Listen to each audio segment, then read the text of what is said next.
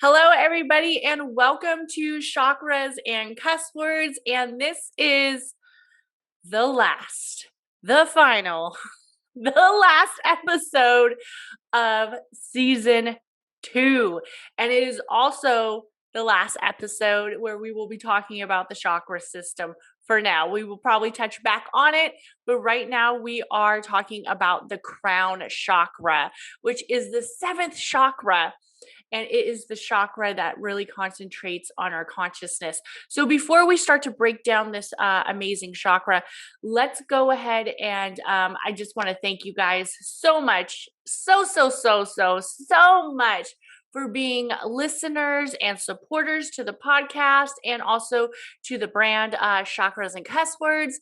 And I'm so happy to be here for you, and that I'm just happy to answer any questions or give you guys resources on learning more about yourself, learning more about your spiritual journey, learning more about modalities that you could use to really find what it is that you are trying to implement or use as a resource to help you with your growth process of whatever it may be. So on that note, let's talk about the 7th chakra. And this is the chakra of consciousness. This is the chakra. Inside joke. This is basically your consciousness, your light, how you are aware, your awakening. And it is the crown right here on the center of your head, right there on the center of where a crown would sit. That is where the crown chakra is. And let's talk about a little bit more about why the crown chakra is so important. Now, many of us have our conscious state. We know our state. This is what I'm telling you. This is the world. The earth is round. You go outside, you feel the wind, you feel nature, you see all these elements. This is reality. Most of us live in a 3D dimension where we are talked to about what we are experiencing, what we see, what people tell us is real and what isn't. The consciousness that we learn and that we experience is what we take in and we process it in our brain and we process it in our cells. That basically tells us, this is real, this is all real. Then there's another process, which is our subconsciousness, where nobody's not really telling us anything. We're subconsciously picking it up. We may not have experienced it, but somehow we know that this is a fact or this is a thought that we have inherited by our quote unquote reality or our experiences.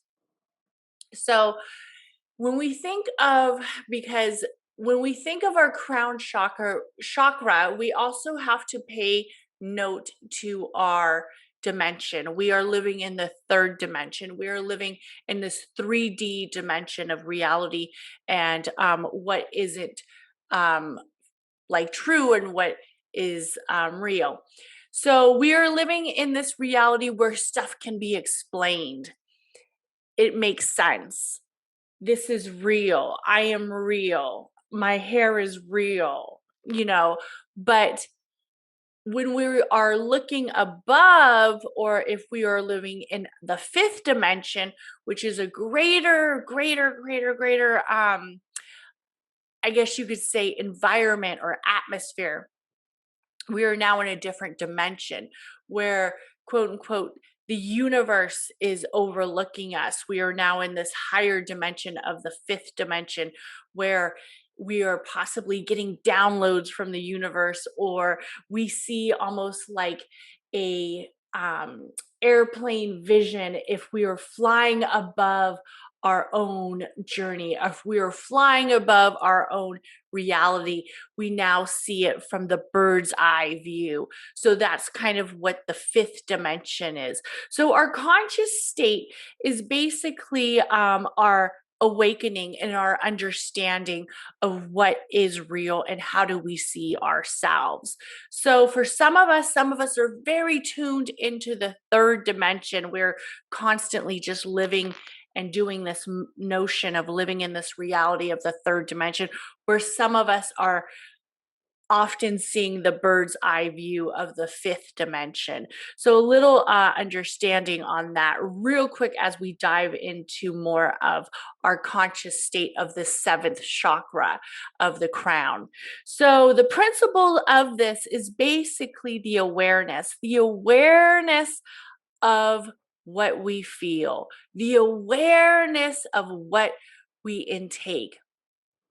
So let's say somebody could tell me, hey, you have brown hair. Yes, I have brown hair. I have dark brown hair. But maybe somebody says, your hair's actually blue.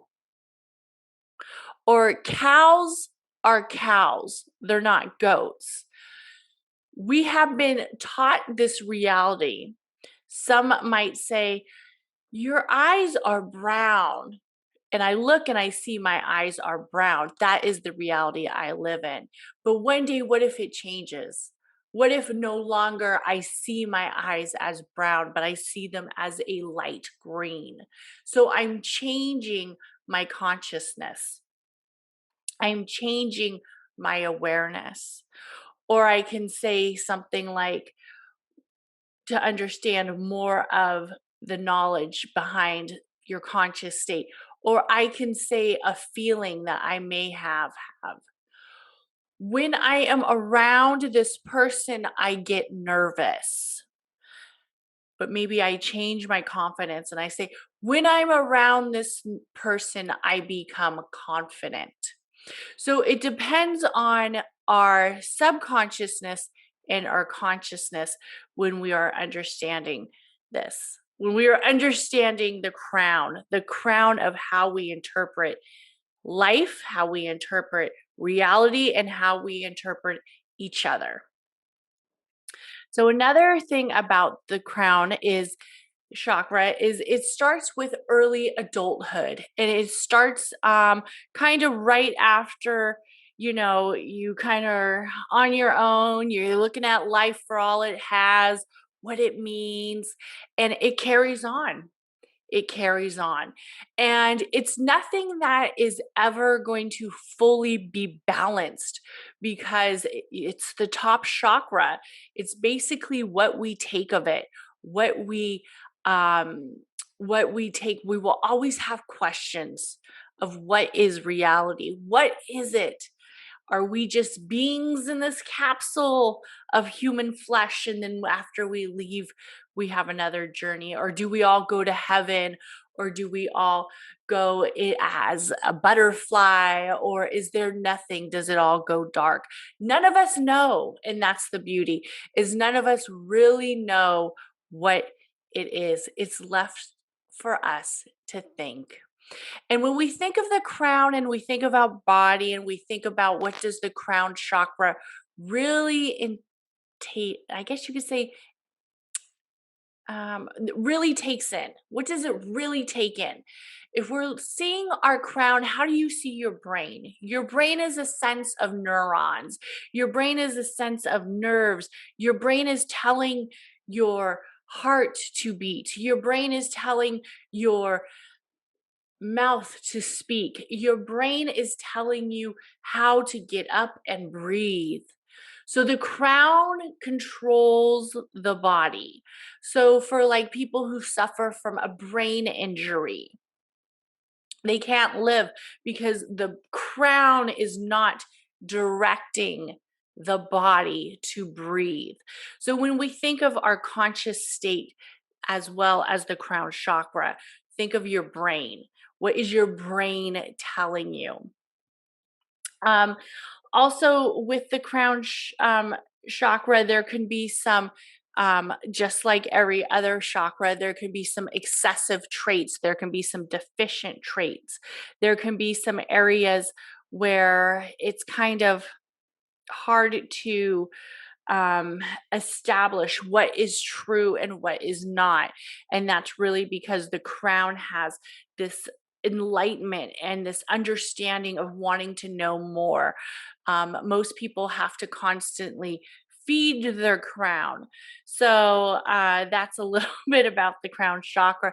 And when I was thinking about this, I was having a hard time thinking, because I like to give you guys examples of how these chakras kind of take place, and how do we work with them, and when do they come about, or when do we use them or come about. So I'm actually going to use this experience, which it does touch on a little bit about sound and pronunciation, about how you pronounce words.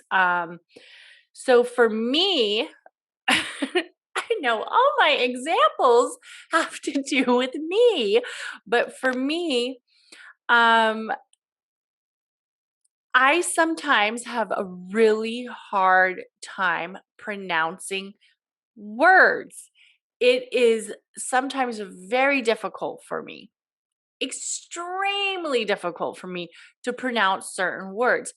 It might be a combination of my learning disability, maybe some blocks, maybe just because there was different styles of English in the home, there was different styles of Spanish in the home, there was different styles of Ebonics in the community that I lived in. So I have a very hard time pronouncing certain words. I don't even think I could say pronunciation. Oh, pronunciation. I said, okay. So one day somebody messaged me and said, I want you to know that you are saying chakras wrong. And I was like, oh, okay. Well, I've worked with many people who say chakras the way I say it. And yes, I do see some people pronounce it different. And it is a Indian word from India. And my pronunciation is probably wrong, because that's not the dialect that I naturally speak. And I said, well, I will try to pronounce it correctly. So I think you pronounce it as chakras, chakras. I don't know. Chakras. For me, it's easier to say chakras. Does it really matter? Am I insulting many Indian people?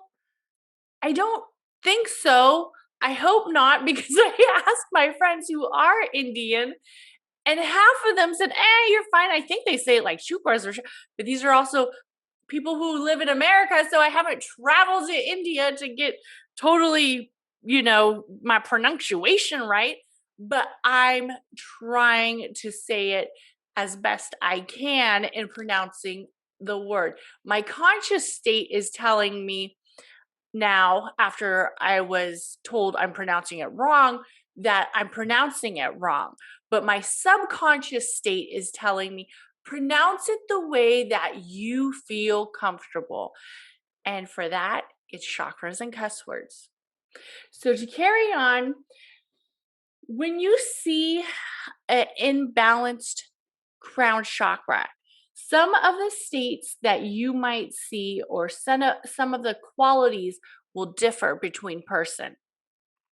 For an excessive crown chakra, you might see that they are almost like too spiritually attuned.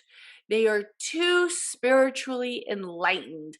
They're almost like in a sense of worship, like maybe hyper super religious, or hyper super, I guess you could say, one with the universe, or hyper super in tuned. They're almost like extremely intelligent, and to the point where they're so intelligent, other people don't even want to have conversations with them. They're just like, oh my goodness, this person's so smart. I don't think I can keep up. And they're also that person who can't understand somebody else's perspective, or can't understand what somebody else might be going through in the sense of their logic or their knowledge base.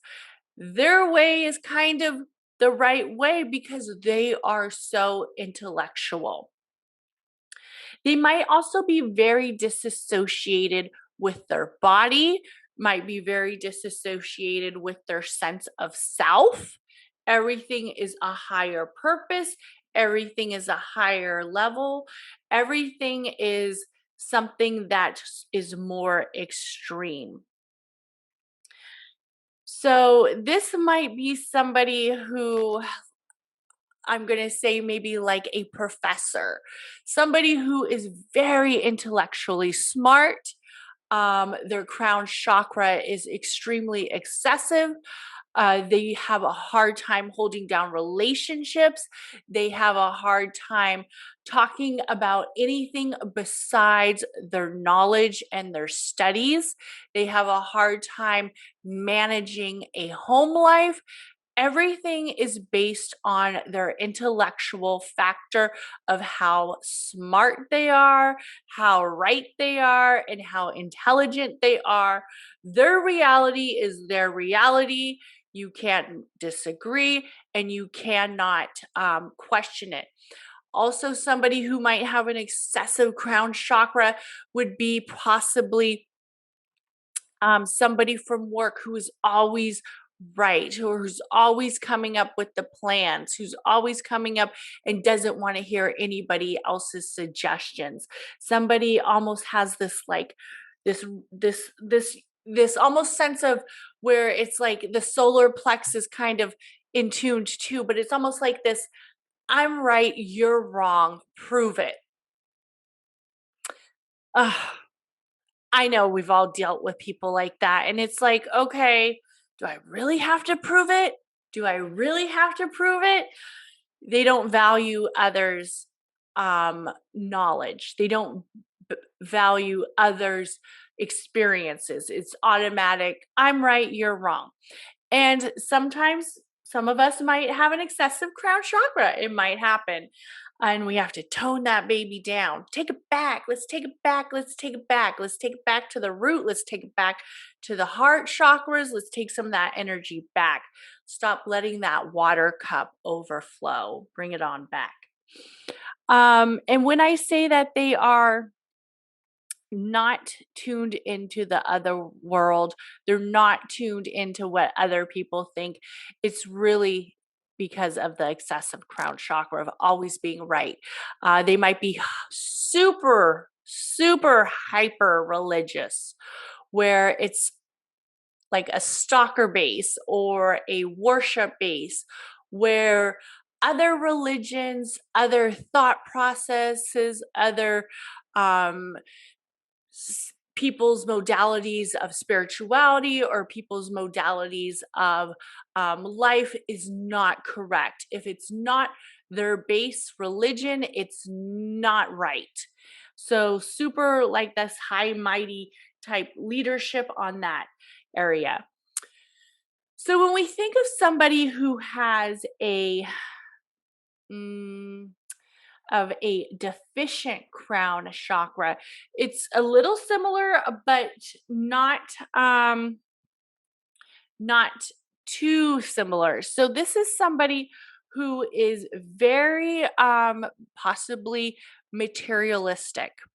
This is somebody who has to get reassurance from objects, from buying stuff, from going places. A lot of material items are being established because they don't have their sense of self. They don't have their sense of going out into the universe and taking in those divine downloads, as some would say, or taking in the magic that is given to them already. This is somebody who maybe possibly is just on this purpose of trying to find more, but they don't know what the more is. This is also somebody who is probably not in any type of practice mentally where they are becoming awoke, or they see a higher power. This is somebody who possibly doesn't believe in a higher power. They believe everything is just to the notion of very reality based, very 3D based, very reality based. This is the world. I'm here to live. I'm here to die. End of story. Ooh, they sound fun. They might have a hard time learning. And when you think of a hard time learning, as somebody who comes from having learning disabilities, I would say I can definitely see how that really affects your conscious state, the element of the crown chakra, because you're trying to take in information, but you just can't comprehend it. For me, it was also learning how to teach myself. That was a lot of practice I had to do with having a learning disability. And of course, I had resources and family who have helped me with this process. Also, they probably have a lot of self-indulgence. It could be through food, it could be through sex, it could be through material items. They are, like I said, they're looking for the more. They're looking for something that isn't there because their crown chakra is deficient. So instead of taking in the higher power or tapping into the fifth dimension, they are stuck where they are yearning for more in their third dimension. Also, what we would see would probably be somebody, let me give you an example. I think this time I'm going to talk about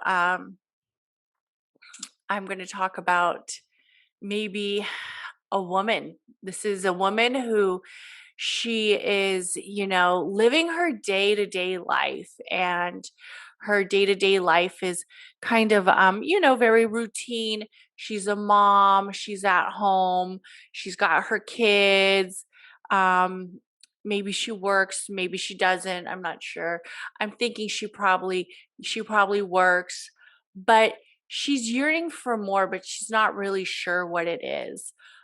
Instead of, finding more of her conscious state, of finding more of what brings her happiness, how she could create her own happiness, she seeks out and using material items. She begins shopping, maybe develops a little shopping addiction, maybe starts to indulge in some extra marital affairs. She's seeking some kind of validation for something more. She's not sure what it is, but she knows she's not content. She knows she's not happy. She knows she is basically struggling with her conscious state. Maybe she's struggling because she didn't fully tap into all of what her now life has for her, and she's seeking for something more.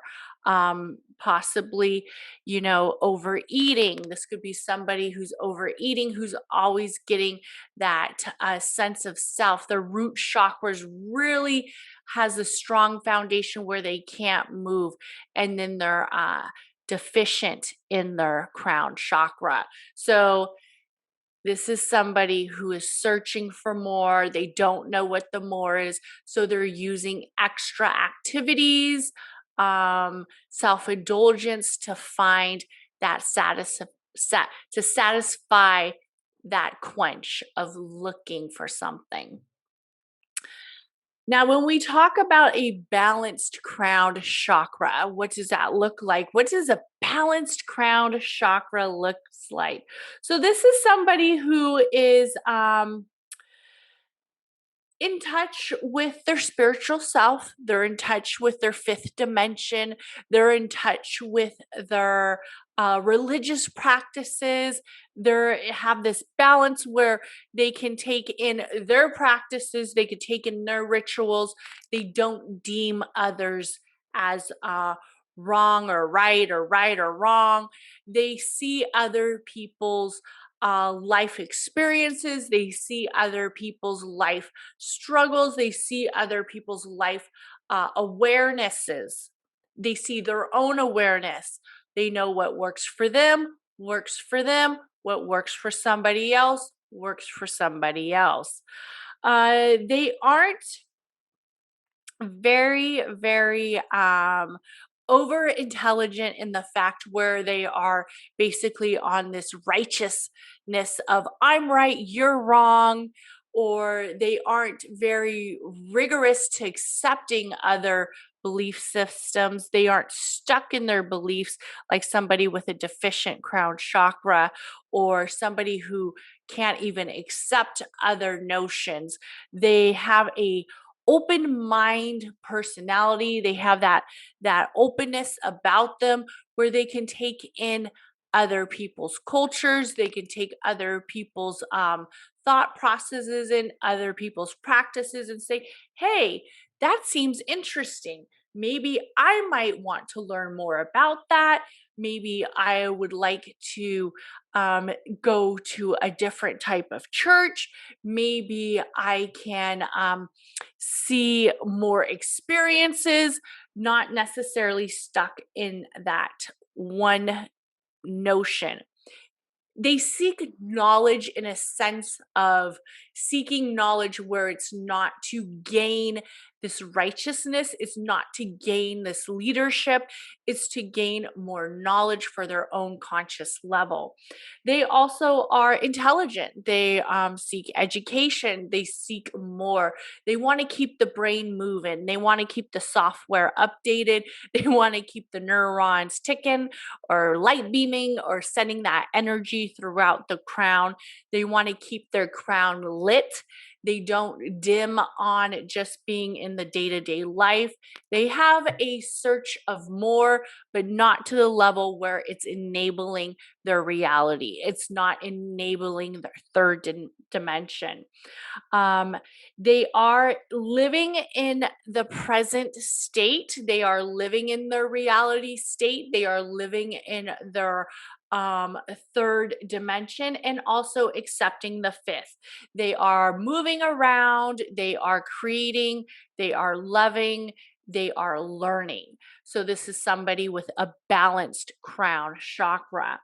They have a connection with a higher self, not necessarily the higher self has to be God, not necessarily the higher self has to be the universe, but they are connected with something more. They believe there's something more than what this life has. There's something more than what this reality has. If it's creating a legacy, if it's creating a journey, if it's creating a life that fully, when their grandchildren are talking about them after they pass, they are acknowledged and they feel that they lived a life worth living.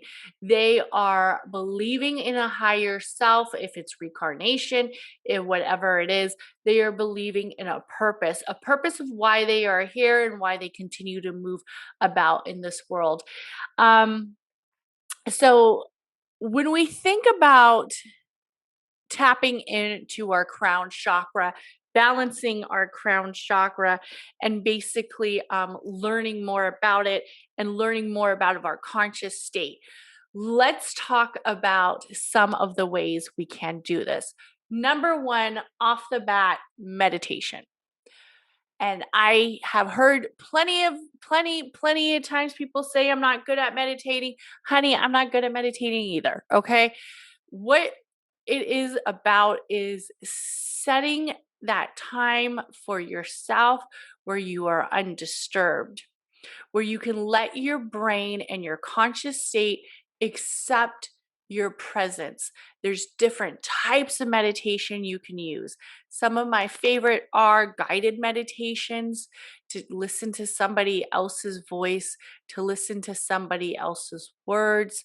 Also, you could do music meditation. You could do silent meditation when you are outside in your backyard or your front yard, or go to a park, take time to listen to the sounds of the universe, to listen to the sounds of nature.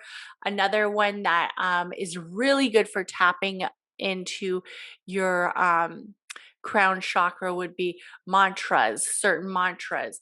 If you are chanting, if you are saying affirmations, you can also do tapping, NFT. You can do a lot of things that brings that self-awareness, that awareness of who I am. I feel this. I feel this. I'm tapping on my shoulders and this is real. I feel this. So learning to adapt to your conscious state.